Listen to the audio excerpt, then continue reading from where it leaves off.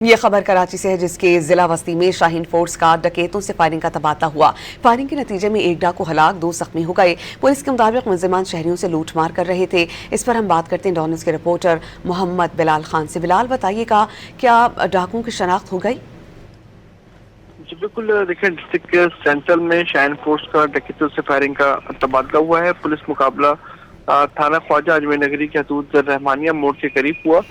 ملزمان شہریوں سے لوٹ مار کر رہے تھے۔ فائرنگ کے تبادلے میں ایک ڈاکو ہلاک ہوا، جبکہ 2 ڈاکو زخمی حالت میں گرفتار کر لیے گئے ہیں۔ پولیس حکام کی جانب سے بتایا گیا ہے کہ ہلاک اور زخمی ڈاکوؤں سے اسلحہ، موبائل فون اور موٹر سائیکل برآمد کی گئی، جبکہ ملزمان کی شناخت اور مزید تفصیلات حاصل کی جا رہی ہیں۔ پولیس حکام کی جانب سے ابتدائی طور پر یہ بتایا گیا ہے کہ موٹر سائیکل سوار ملزمان شہری سے لوٹ مار کر رہے تھے کہ اسی دوران گشت پر موجود پولیس اس مقام پر پہنچی ہے۔ ملزمان کی جانب سے پولیس کو دیکھتے ہی فائرنگ شروع کی گئی۔